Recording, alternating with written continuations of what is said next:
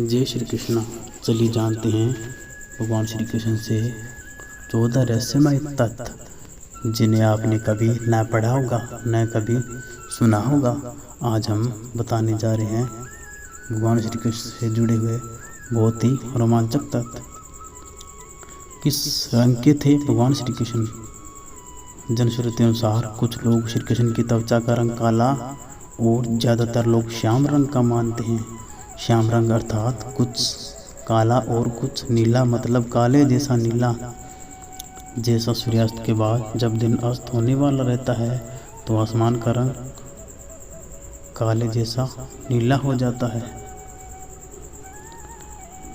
जनश्रुति अनुसार उनका रंग न तो काला और न ही नीला था, ये भी कि उनका रंग काला मिश्रित नीला भी नहीं था। उनकी त्वचा का रंग श्याम रंग भी नहीं था। दरअसल उनकी त्वचा का रंग मेघ श्यामल था, अर्थात काला, नीला और सफेद मिश्रित रंग।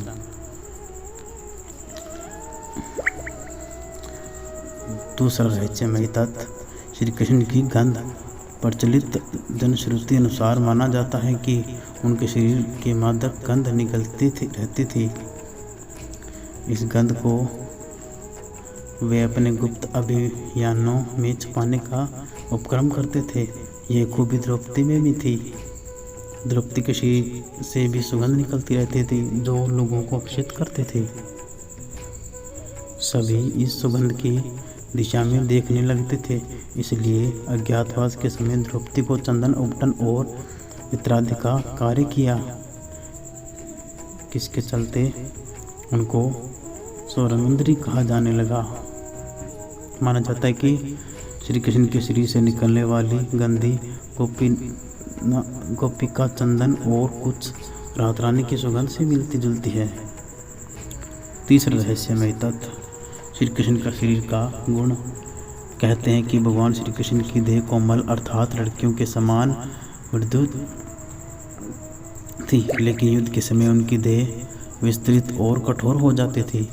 जनश्रुति अनुसार ऐसा माना जाता है कि ऐसा इसलिए होता था क्योंकि वे योग और कलारिटु विद्या में पारंगत थे।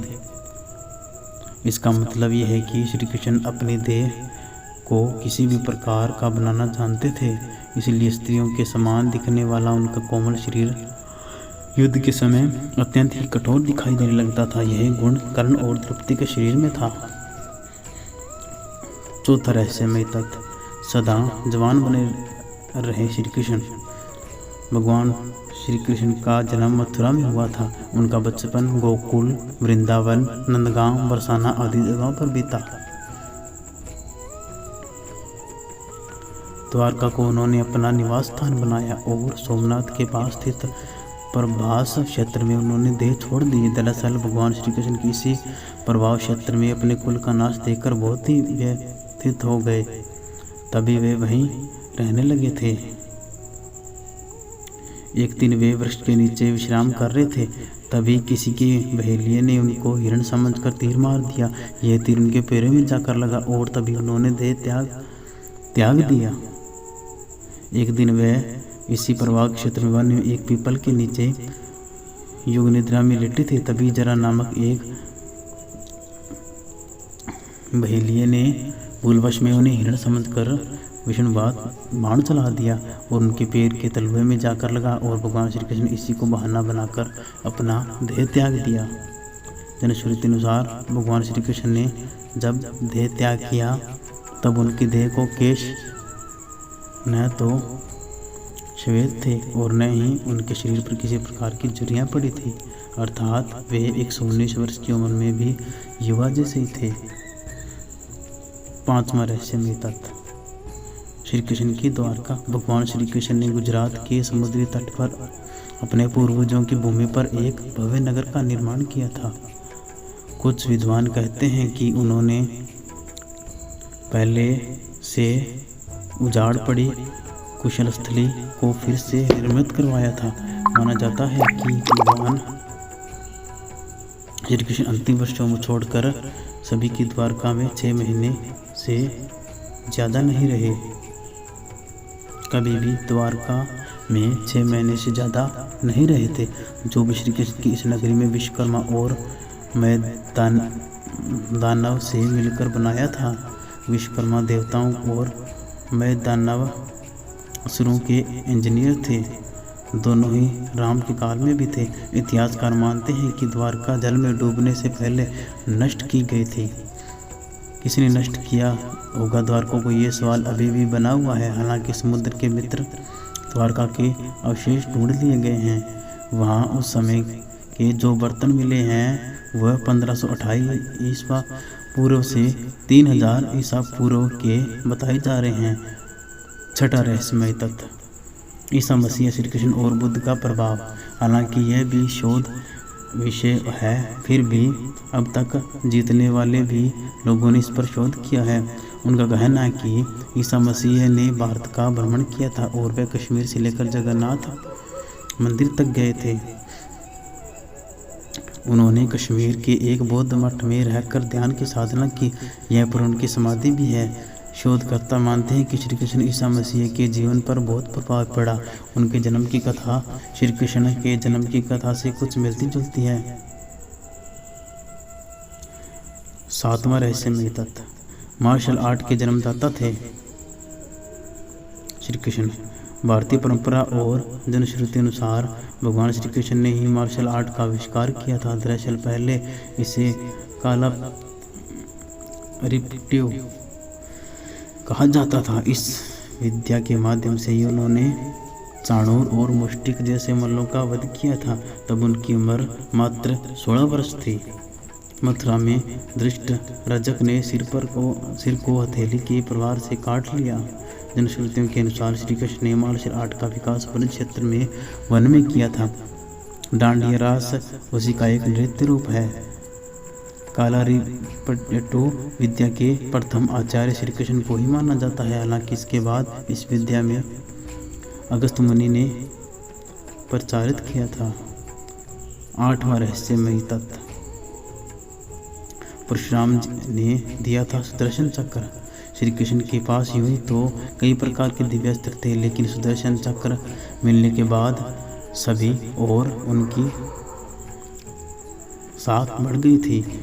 शिवजी सावंत की किताब युगांतर अनुसार श्री कृष्ण को भगवान परशुराम ने सुदर्शन चक्र प्रदान किया था, तो दूसरी ओर वे परशुराम चलाना भी जानते थे। पाशुपतास्त्र शिव के बाद श्री कृष्ण और अर्जुन के पास ही था।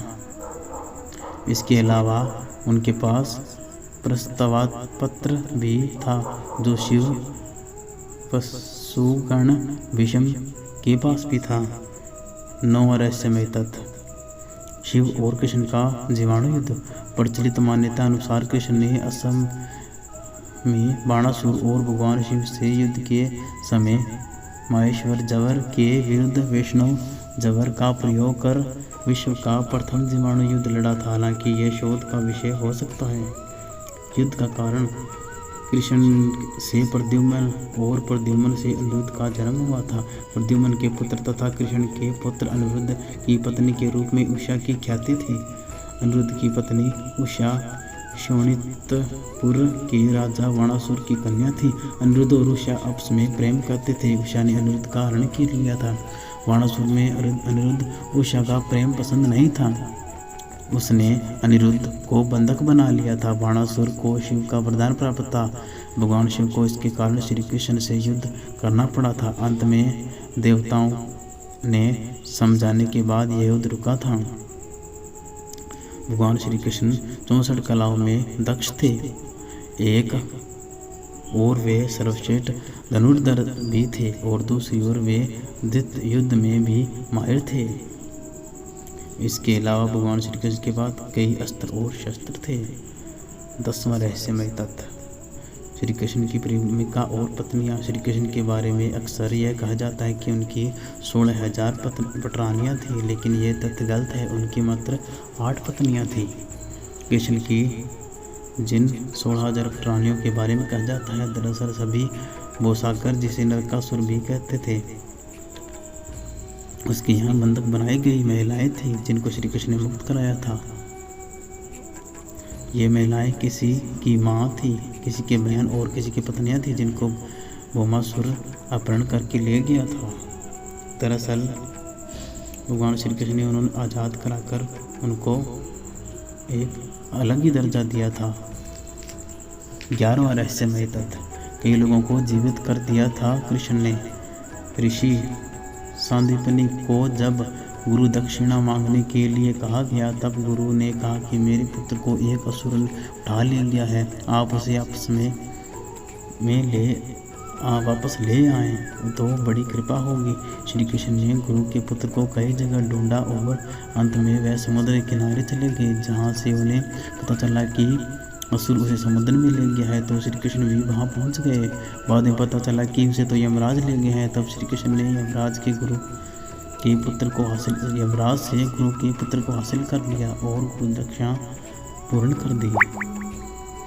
इस तरह अर्जुन की 4 पत्नियां थी, द्रौपदी, सुभद्रा, उलूपी और चित्रांगदा। द्रौपदी से श्रुतकर्मा और सुभद्रा से अभिमन्यु, उलूपी से इरावत, चित्रांगदा से प्रभुवाहन नामक पुत्रों की प्राप्ति हुई।